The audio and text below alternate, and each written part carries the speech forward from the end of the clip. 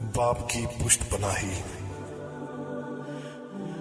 باپ عالی شان منصب پر فائز اپنے بیٹے کے عالی شان دفتر میں داخل ہوا۔ بیٹے کو محبت بھری نظروں سے دیکھا۔ دل زیادہ مچلا تو اس کے پیچھے جا کر کھڑا ہو گیا۔ فخر سے مغلوب ہو کر بیٹے کے کندھے پر ہاتھ رکھ کر پوچھا، بیٹے جانتے ہو اس دنیا کا طاقتور ترین شخص کون ہے؟ بیٹے نے جھٹ سے جواب دیا، میں۔ باپ کو حیرت سے ایک جھٹکا لگا۔ تائید کے لیے ایک بار پھر پوچھا، بیٹے اس دنیا کا طاقتور ترین شخص کون ہے؟ بیٹے نے بالکل پہلے جیسی متانت اور سکون سے دھیمے لہجے میں جواب دیا، میں۔ باپ کے چہرے کا رنگ متغیر ہو گیا، صدمے سے دل بجھا اور آنکھوں میں آنسو لہرا گئے۔ بیٹے کے کندھے سے ہاتھ اٹھایا اور دروازے کی طرف قدم بڑھا دیا۔ دفتر کے دروازے پر ایک بار پھر رکا،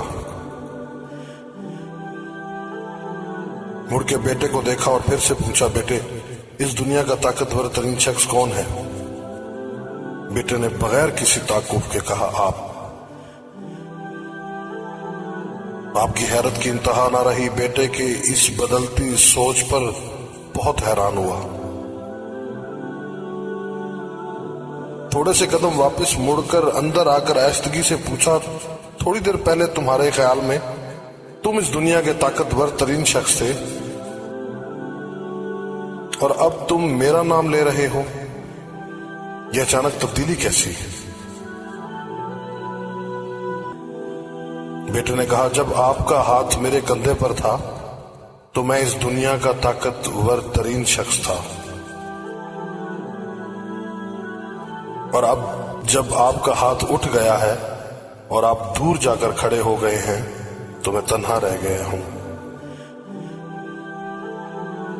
اس وقت دنیا کا طاقتور ترین شخص آپ ہو گئے ہیں۔ دیکھیے، اگر جن کے والد زندہ ہیں، اس زمین کے اوپر صحت اور تندرستی کے ساتھ، اپنی دولت مندی یا اپنی فقیری کے ساتھ کسی بھی حالت میں موجود ہے، وہ اپنی اولاد کے لیے اللہ کے بعد طاقت اور ملجا کی سند اور امن و امان کا ضامن ہے۔ مبارک ہو ان خوش قسمتوں کو جن کے والد زندہ ہیں اور ان سے راضی بھی ہیں۔ والد کی قدر کیجیے، ان کا سایہ آپ کے لیے ٹھنڈی چھاؤں ہی نہیں اور بھی بہت کچھ ہے۔